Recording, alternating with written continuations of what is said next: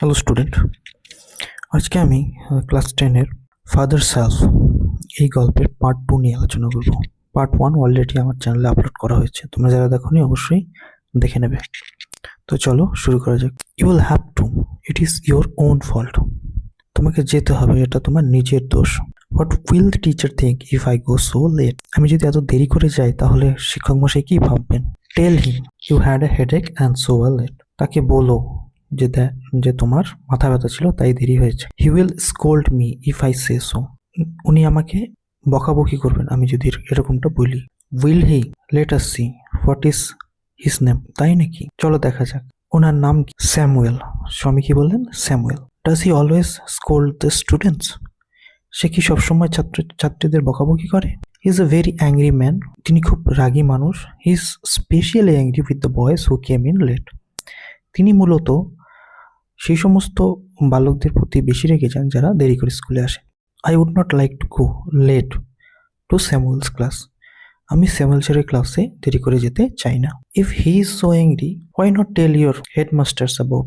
যদি তিনি খুবই রাগী হন তাহলে কেন তোমরা হেডমাস্টারকে বলো না এ বিষয়ে? They say that even the headmaster is afraid of him. তারা বলে এমনকি হেডমাস্টারও ওনাকে ভয় পান। Word next, shudder. শাডার মানে shaking of body caused by fear, ভয়ে কেঁপে ওঠা। Loaf, move around in an idle manner, ভবঘুরের মতো ঘুরে বেড়ানো চারদিকে, কি বলা হয়? লোভ। কম্প্রিহেনশন এক্সারসাইজগুলো দেখে নেওয়া যাক। 1 নম্বরে আছে choose the correct alternative to complete the following sentence. তাহলে সঠিক উত্তরটি বেছে নিতে হবে। এ নম্বরে উইথ শাডার স্বামী রিয়ালাইজ দ্যাট ইট ওয়াজ, কি অ্যান্সার হবে? এখানে হবে মানডে।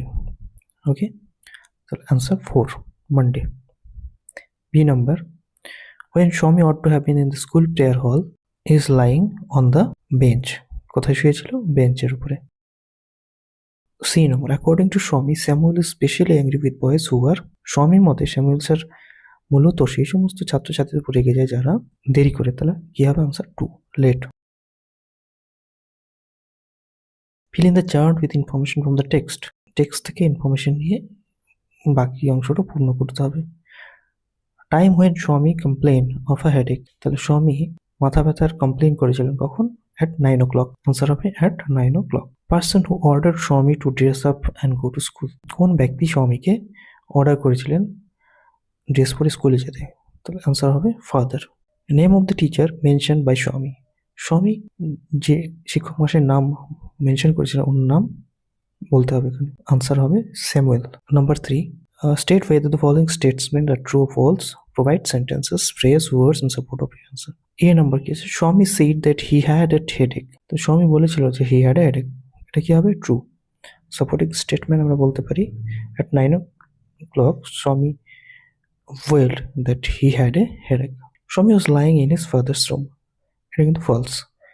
কেন? স্বামী ছিল তার মায়ের রুমে, তাহলে এটা কি হবে? ফলস।